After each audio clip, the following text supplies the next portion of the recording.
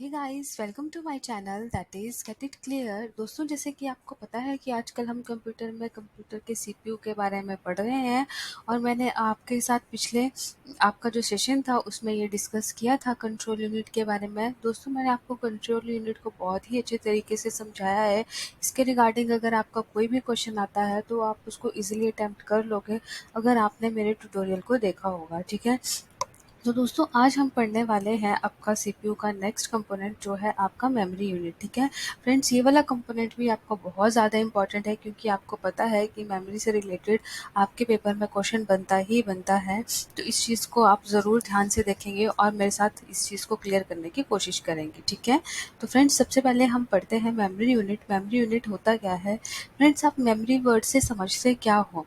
जब memory word आपके सामने आता है या आप सुनते हो तो सबसे पहले आपका ध्यान कहाँ जाता है? आपके दिमाग पे। ठीक है, क्योंकि आपको बोलते हैं कि अगर आपने अपनी मेमोरी को स्ट्रॉन्ग करना है तो आपको क्या करना पड़ेगा, मतलब अपने दिमाग को तेज बनाना पड़ेगा। ठीक है, उसी चीज़ से आपका क्या होगा, आप ज़्यादा से ज़्यादा डेटा क्या करोगे, अपने माइंड में क्या कर पाओगे, स्टोर कर पाओगे। तो फ्रेंड्स वैसे ही बात आती है आपके कंप्यूटर की। ठीक है, कंप्यूटर की जो मेमोरी होती है वो भी एक ह्यूमन ब्रेन की तरह ही होती है, जिसका काम क्या होता है, जो जो भी आपके कंप्यूटर को चलाने के लिए आपको इंस्ट्रक्शन चाहिए होते हैं और डेटा चाहिए होता है, उसको स्टोर करने के लिए इसका यूज़ हम करते हैं। ठीक है फ्रेंड्स, आपको पता है कि हम डेली लाइफ में जितनी भी चीज़ें करते हैं सारी चीज़ों के लिए सिग्नल्स आपके कहाँ से ही जाता है, आपके माइंड से जाता है। तो वैसे ही कंप्यूटर की बात है, कंप्यूटर को जितना भी काम करना है उसको क्या चाहिए, उसके इंस्ट्रक्शन चाहिए होंगे और वो इंस्ट्रक्शन उसको कहाँ से मिलेंगे, वो मिलेंगे उसके मेमोरी से, क्योंकि मेमोरी में वो चीज़ क्या हुई होगी, स्टोर हुई होगी। ठीक है, तो फ्रेंड्स कंप्यूटर मेमोरी जो होती है एक ऐसा स्टोरेज स्पेस होता है आपके कंप्यूटर के अंदर, जहाँ पर क्या होता है आपका डेटा प्रोसेस होता है और उस डेटा को प्रोसेस करने के लिए जो भी आपके इंस्ट्रक्शन चाहिए होते हैं वो स्टोर होते हैं। ठीक है, तो हमारी जो मेमोरी होती है वो डिवाइड होती है हमारे छोटे छोटे स्मॉल पार्ट्स में, जिसको हम सेल कहते हैं। और फ्रेंड्स हर सेल का जो होता है और हर लोकेशन और हर सेल का जो होता है अपना एक यूनिक एड्रेस होता है। ठीक है, जो वेरी करता है आपका 0 से लेके -1 तक। ठीक है फ्रेंड्स, अगर आपका हर सेल का अपना एड्रेस होगा, यूनिक एड्रेस होगा, तो ऑब्वियस सी बात है जब भी हम कंप्यूटर से उस चीज़ को फेच करने के लिए कहेंगे तो वो इजीली एकदम से फेच करके क्या कर लेगा, ले आएगा। ठीक है फ्रेंड्स, जैसे कि हम बात करते हैं, मैंने यहाँ पर एक चीज़ का एग्जांपल लिया है कि जैसे कि कंप्यूटर हैज़ 64,000 वर्ड्स, तो देन इसकी मेमोरी यूनिट जो होगा उसको हम निकालेंगे 64 इंटू 1024। ठीक है, आपको पता है कि हम इसका ऐसे लेते हैं, आपको पता है 1 MB is equal to 1024 KB। आपको मैं नेक्स्ट चार्ट में इस चीज़ के बारे में ज़रूर बताऊंगी। अभी आप एज अ कैलकुलेशन देख लीजिए, जब इनका मल्टीप्लिकेशन करेंगे तो आपको ऐसे रिजल्ट आएगा 65536 मेमोरी लोकेशन। फ्रेंड्स, ये आपके पास जो है 1 मार्क का क्वेश्चन आ सकता है, जैसे कि कोई वर्ड दिया है तो बताइए इसका जो मेमोरी लोकेशन होगा वो कहाँ से कहाँ तक वेरी करेगा। तो ये आप इस चीज़ को ध्यान से सुनिए। तो जो एड्रेस होगा इस लोकेशन का वो वेरी करेगा आपका 0 से लेके 65535 तक। तो ध्यान रखिए, ऊपर जो मल्टीप्लिकेशन में आया था आपका 65536 आया था, तो यहाँ उस पर आप एक आपका 6 की जगह 5 इसलिए आया है क्योंकि एक प्लेस जो है वो किसने ले लिया है, 0 से ने ले लिया है। तो आपका कहाँ से वेरी करेगी लोकेशन, 0 से लेके 65535 तक। ठीक है फ्रेंड्स, मैंने पिछले ट्यूटोरियल जो पढ़ाए हैं आपको कंप्यूटर्स के, उसमें से जो है वो आपका अभी जो पीछे पेपर हुए आपके असिस्टेंट स्टोर कीपर का और आपका कंप्यूटर ऑपरेटर का, उसमें क्वेश्चन पूछे गए हैं।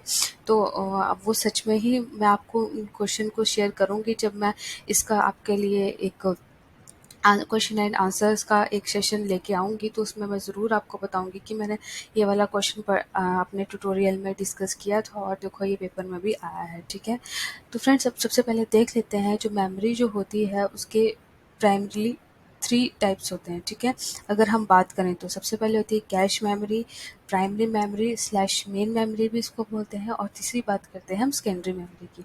तो फ्रेंड्स चलो सबसे पहले हम पढ़ते हैं कैश मेमोरी के बारे में। देखो आप यहाँ पर ब्लॉक डायग्राम देख पाएंगे, यहाँ पर आपका सीपीयू है, सेंट्रल प्रोसेसिंग यूनिट, जो आपकी सारी की सारी प्रोसेसिंग करेगा। यहाँ पर आप कैश मेमोरी को देख सकते हैं और यहाँ पर आप मेन मेमोरी को देख सकते हो। ठीक है, तो फ्रेंड्स यहाँ पर आप कैश मेमोरी देखो, ये आपके कंप्यूटर के सीपीयू के कितने ज़्यादा नज़दीक है। इसका मतलब ये है कि कैश मेमोरी से आपको जो रिज़ल्ट है मतलब कैश मेमोरी जो है वो आपके सीपीयू के ज़्यादा पास है, तो इसकी वजह से क्या हो जाती है, ये आपके सीपीयू को जो भी डेटा चाहिए होता है उसको ये जल्दी दे पाती है। ऐसा देखने में लग रहा है इस ब्लॉक डायग्राम को देख रहे हैं जब।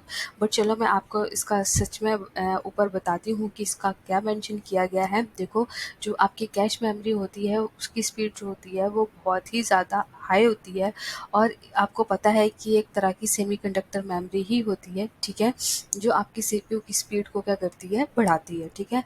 ये फ्रेंड्स एक्ट करती है as a buffer. Buffer act करती है किसके बीच में, सीपीयू और मेन मेमोरी के बीच में। फ्रेंड्स बफर का मतलब ये है कि हाँ, ये इसका जो होता है एक टेम्परेरी स्टोरेज एरिया होता है, ठीक है। तो ये पता है क्या करती है, जैसे कि माना जो यूज़र है वो सीपीयू से कोई भी चीज़ है वो फ्रिक्वेंटली आस्क कर रहा है किसी भी चीज़ के लिए, तो ये क्या कर लेगा, जो भी आपका जो भी आपका डेटा और प्रोग्राम यूज़र बार बार पूछ रहा होगा सीपीयू से, वो क्या कर लेगा, उसको अपने पास स्टोर कर लेगा, ताकि नेक्स्ट टाइम जब आपका यूज़र इस चीज़ की कमांड करे तो वो ये क्या करे, तुरंत जो है वो उसका रिजल्ट आपको दे दे, क्योंकि आपको पता है कि सीपीयू के कितने ज़्यादा नज़दीक है। तो उस वजह से ये एकदम से सीपीयू को वो चीज़ प्रोवाइड करा देगी और सीपीयू उसको यूज़र को एकदम से दे देगा। तो फ्रेंड्स ये यहाँ पर बोलना चाह रहा है, ठीक है। यही चीज़ फ्रेंड्स यहाँ पर लिखी है इन्होंने कि the parts of data programs are transferred from the disk to cache memory. देखो ऐसा होता है कि सबसे पहले क्या होता है, आपका मेन मेमोरी से जो चीज़ें होती है, डेटा एंड प्रोग्राम, वो ट्रांसफ़र होते हैं आपके डिस्क से कैश मेमोरी के लिए, ठीक है। और उसके बाद क्या करता है, सीपीयू उसको क्या करता है, एक्सेस करने की कोशिश करता है उस डेटा को, ठीक है। तो इस ज़्यादा सारे प्रोसेस के लिए हमारा बहुत ही ज़्यादा लंबा टाइम लग जाता है। तो उस चीज़ को ओवरकम करने के लिए हमारा क्या होता है, कैश मेमोरी जो होती है वो हमारी काफ़ी यूज़फुल रहती है, क्योंकि ये क्या कर लेती है, कुछ डेटा को स्टोर कर लेती है जो हमारा यूज़र बार बार मांग रहा होता है, ठीक है। तो फ्रेंड्स आपको कैश मेमोरी के बारे में समझ आ गया होगा अच्छे से, ठीक है। तो हम बात करते हैं अब नेक्स्ट अपने इसके एडवांटेज की। एडवांटेज क्या होते हैं फ्रेंड्स, जो आपकी कैश मेमोरी होती है वो आपकी फास्टर होती है। मेन मेमोरी इसकी अगर मैं बात करूं, ठीक है, ये आपका जो होता है वो लेस एक्सेस टाइम होता है as compare to main memory के, ठीक है। और ये क्या करती है कि स्टोर करती है प्रोग्राम्स को जो हमारे एग्जीक्यूट होने होते हैं बिल्कुल शॉर्ट पीरियड ऑफ टाइम पे, ठीक है, जिसके लिए मतलब बहुत जल्दी जल्दी हमें एग्जीक्यूट कराने होते हैं, तो उनको क्या कर लेती है, स्टोर कर लेती है, ठीक है। ये आपके डेटा को स्टोर करती है फॉर टेम्परेरी यूज़ के लिए, ठीक है। डिसएडवांटेज की बात करें तो इसकी लिमिटेड कैपेसिटी होती है और ये बहुत ज़्यादा एक्सपेंसिव होती है, ठीक है दोस्तों। तो याद रखिएगा। अब हम बात करते हैं प्राइमरी मेमोरी और मेन मेमोरी की, ठीक है। तो फ्रेंड्स प्राइमरी मेमोरी जो होती है वो होल्ड करती है उस डेटा और इंस्ट्रक्शन को जिसपे आपका कंप्यूटर जो होता है वो करंटली वर्क कर रहा होता है, ठीक है। इसका जो होती है इसकी लिमिटेड कैपेसिटी होती है, और डेटा जो होता है इसमें लॉस हो जाता है जब आपका पावर जो होता है अगर एकदम से कट हो जाए पावर सप्लाई। तो फ्रेंड्स आपने कई बार सुना होगा, जब आप कोई भी डॉक्यूमेंट प्रिपेयर करते हैं या आप प्रेजेंटेशन तैयार करते हो तो आपको उस डेटा को क्या करना होता है, सेव करना होता है। नहीं तो अगर आपका इन केस अगर पावर सप्लाई कट हो गई तो आपका डेटा जो हो जाएगा उसका लॉस हो जाएगा, ठीक है। तो फ्रेंड्स ये जो बनी होती है जनरली ये सेमीकंडक्टर डिवाइस की बनी होती है, और ये मेमोरी जो होती है वो इतनी फास्ट नहीं होती है जितने आपके रजिस्टर्स होते हैं, ठीक है। तो फ्रेंड्स रजिस्टर का जनरली काम जो होता है वो एएलयू में होता है। मैं आपको इसके बारे में भी बताऊंगी जब मैं आपको अर्थमेटिक लॉजिक यूनिट पढ़ाऊंगी, ठीक है। फ्रेंड्स जो डेटा एंड इंस्ट्रक्शन जो होते हैं, ठीक है, वो जो आपको जिनकी आपको ज़रूरत होती है अपने डेटा को प्रोसेस करने के लिए, वो आपके रिज़ाइड करते हैं मेन मेमोरी में, ठीक है। इसको हमने दो सब कैटेगरी में लिया है, एक है रैम और दूसरी है रोम, ठीक है। इन दोनों के बारे में हम डिटेल में बहुत अच्छे से पढ़ेंगे, क्योंकि दोस्तों इनका क्वेश्चन आपके पेपर में ज़रूर उठता है, ठीक है। फ्रेंड्स एक मैं आपको छोटी सी बात बताना चाहूँगी रैम की, कि देखो ऐसा होता है कि जो भी आपका रैम होती है, जैसे सबसे पहले जो जितनी भी आपकी इंस्ट्रक्शन होती है वो आपकी किसी डिस्क में होगी, ठीक है। जो भी आपका प्रोग्राम होगा, जो भी आपका ऑपरेटिंग सिस्टम होगा वो कहीं ना कहीं तो स्टोर हुआ ही होगा। तो क्या करता है रैम, क्या करता है वहाँ से छोटे छोटे टुकड़ों में क्या करता है उसको उठाता है और आपके कंप्यूटर पे क्या कर देता है, उस चीज़ को शो करना शुरू कर देता है। फॉर एग्ज़ाम्पल अगर मैं बात करती हूँ आपके किसी मूवी की, आपने कोई मूवी जो है वो डाउनलोड करके रखी है, ठीक है? अब क्या करेंगे, सबसे पहले आपका आपका जो मूवी का कुछ हिस्सा जो होगा, कुछ पार्ट जो होगा, वो सबसे पहले छोटे-छोटे टुकड़ों में रैम में आएगा और रैम जो है वो इसको प्रेज़ेंट करना शुरू कर देगा। क्योंकि अगर हमने उसको डायरेक्ट ही वहाँ से किसी डिस्क से लेना है, तो वहाँ पर हमारे को बहुत ही ज़्यादा टाइम लग जाएगा और उस वजह से हमारी जो कंप्यूटर की स्पीड है वो बहुत ज़्यादा कम हो जाएगी। इसलिए रैम जो है वो हमारे उस केस में भी काफ़ी हेल्पफुल होती है, ठीक है? तो और फ्रेंड्स, आपको पता है कि रैम तो आपके सीपीयू के साथ परे को ही लगी होती है, तो इससे आपको एक्सेस जो होता है, डेटा को जो एक्सेस करना होता है, वो आप सीपीयू वहाँ से जल्दी एक्सेस कर लेता है और आपको जल्दी रिज़ल्ट दे देता है, ठीक है? दोस्तों, ये सारा चक्कर जो होता है वो आपकी स्पीड के लिए ही किया जाता है, ताकि आपकी प्रोसेसर की स्पीड जो हो वो अच्छी हो, ठीक है? क्योंकि आपने देखा होगा कि जितनी ज़्यादा रैम होगी आपका कंप्यूटर या आपकी कोई भी, चाहे फ़ोन की बात कर लें, वो ज़्यादा फ़ास्ट चलती है, ठीक है? क्योंकि अगर आपकी रैम 4 जीबी की होगी तो ऑब्वियस सी बात है वो डिस्क में से डेटा जो टुकड़ों में आएगा वो ज़्यादा अमाउंट में डेटा लेके आएगा आपके पास और आपको क्या करेगा, जल्दी-जल्दी उस चीज़ को प्रेज़ेंट कर देगा, ठीक है? अगर रैम कम होगी तो ऑब्वियस सी बात है वो कम अमाउंट में ही डेटा उठा पाएगा और वो आपको फिर आपका बफर की प्रॉब्लम वहाँ हो जाती है। ये वाली चीज़ आपने ज़्यादा जो फेस की होगी वो वीडियो गेम खेलते टाइम सबसे ज़्यादा इस चीज़ का पता चल जाता है, ठीक है?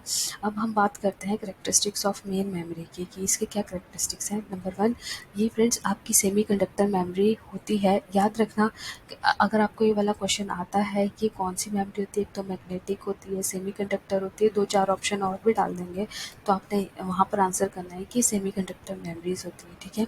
दोस्तों, इनको मेन मेमोरी और प्राइमरी मेमोरी इसलिए भी कहा जाता है क्योंकि विदाउट प्राइमरी मेमोरी और मेन मेमोरी आपका कंप्यूटर जो है वो काम नहीं करेगा, ठीक है? अगर आपके कंप्यूटर में रैम एंड रोम ही नहीं होंगे तो आपका कंप्यूटर कैसे काम करेगा? ऑब्वियस सी बात है, अगर आपने इतने सारी हार्डवेयर लगा दिया, अगर वो हार्डवेयर काम कैसे करेंगे, कंप्यूटर को पता ही नहीं होगा तो वो चलेंगे कैसे?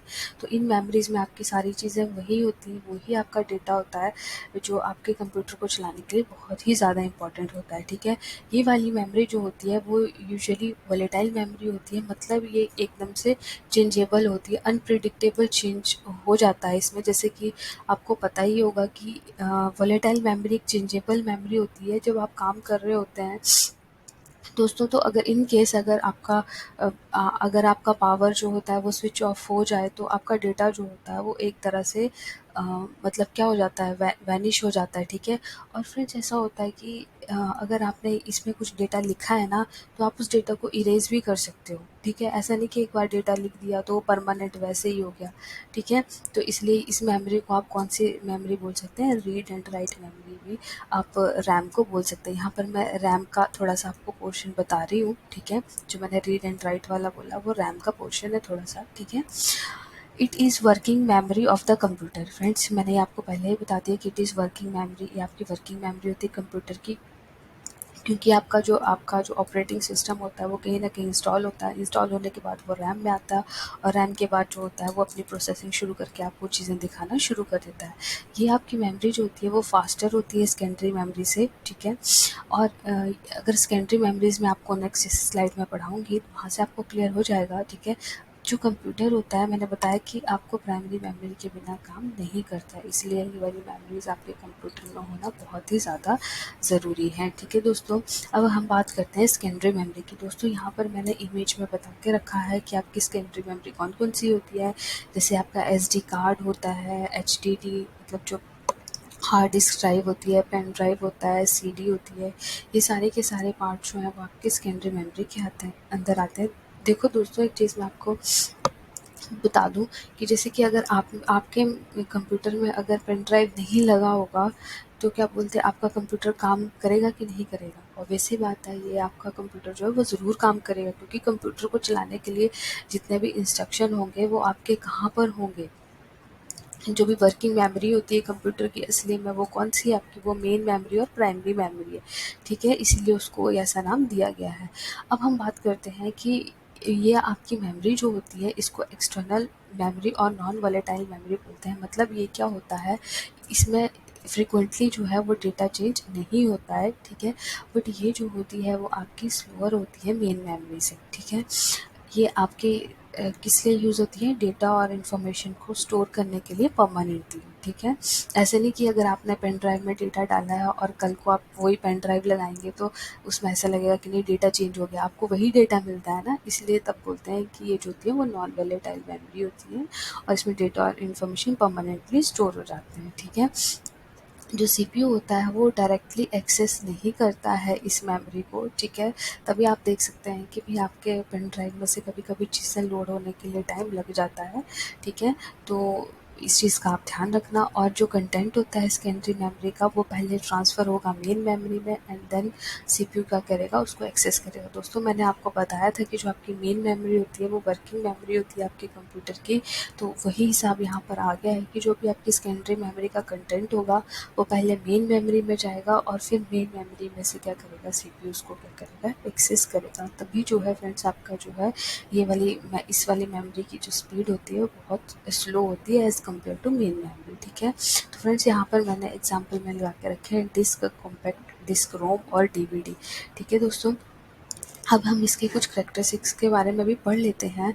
देखो, these are magnetic and optical memories, यहीं से ही आपका क्वेश्चन उठता है। जैसे मैंने पहले बताया, मैग्नेटिक मेमोरी होगी, सेमीकंडक्टर होगी, ऑप्टिकल मेमोरी होगी। ध्यान रखना ये वाली मेमोरीज जो होती है वो मैग्नेटिक और ऑप्टिकल मेमोरीज होती हैं। इसको बैकअप मेमोरी भी कहा जाता है, वो तो आपको पता ही है कि हम क्या करते हैं यहाँ पर इस मेमोरी में आपकी फाइल्स को स्टोर कर लेते हैं एज अ बैकअप, ठीक है, ताकि इन फ्यूचर हमें कभी ज़रूरत पड़े तो हम जल्दी से पेन ड्राइव या अपनी सीडी अटैच कर लो, तुरंत उसको फेच कर लें इन्फॉर्मेशन, ठीक है। ये एक तरह की नॉन वोलेटाइल मेमोरी होती है, मतलब इसमें इसका डेटा फ्रिक्वेंटली चेंज नहीं होता है, ठीक है। है ना, तो ये इसको नॉन वोलेटाइल मेमोरी बोलते हैं, नॉन चेंजेबल, ठीक है। और डेटा जो होता है वो इसमें परमानेंटली स्टोर हो जाता है, चाहे आपकी इसमें पावर स्विच ऑफ है, चाहे जो मर्जी है, ठीक है। आप देख लेते हो कि अगर आप पेन ड्राइव को कंप्यूटर से छुड़ा दोगे तो ऐसा थोड़ा ना होगा कि हाँ कंप्यूटर से छूट गया तो मतलब उसका डेटा जो हो गया वो मिट गया, है ना। आप नेक्स्ट डे अगर उस पेन ड्राइव को लगाओगे तो आपको लगेगा कि नहीं, जो डेटा मैंने सेव किया था वो एज इट इज़ ही यहाँ पर अवेलेबल है, ठीक है। तो कंप्यूटर में आपको पता है कि कंप्यूटर जो होता है वो रन कर सकता है विदाउट सेकेंडरी मेमोरी। मैंने आपको बताया कि अगर आपके कंप्यूटर में सीडी नहीं होगी, पेन ड्राइव नहीं होगा या आपका एसडी कार्ड नहीं होगा तो भी आपका कंप्यूटर जो है वो आपका रन करता है, ठीक है। और ये आपकी प्राइमरी मेमोरी से स्लो होती है, क्योंकि मैंने आपको बता दिया, क्योंकि सबसे पहले जो आपका इसका डेटा होगा वो मेन मेमोरी में लोड होगा, फिर मेन मेमोरी से उसको क्या करेगा, फेच करेगा। इस वजह से उसको थोड़ा क्या हो जाता है, टाइम लग जाता है। दोस्तों अगर आपने आज के सेशन से कुछ सीखा हो हमारे, तो फ्रेंड्स मेरे वीडियो को क्या करना है, आपने मेरे वीडियो को आपने लाइक करना है, मेरे चैनल को सब्सक्राइब करना है। और फ्रेंड्स आप यकीन मानिए मैं आपका मेमोरी टॉपिक जो है बहुत अच्छे से क्लियर करवा दूंगी। मैं आपको जो है मेमोरी के टाइप्स जितने भी होते हैं, स्टैटिक, डायनामिक, आपका इसमें जो DDR1, DDR2 जो भी होगा वो सब चीज़ें जो है with the help of diagram आपको क्लियर करने की कोशिश करूँगी, ताकि इन केस अगर आपको कोई भी क्वेश्चन इससे रिलेटेड आए तो आप उसको इजीली अटेम्प्ट कर पाएँ। तो friends have a very very good day and all the best for your next exam.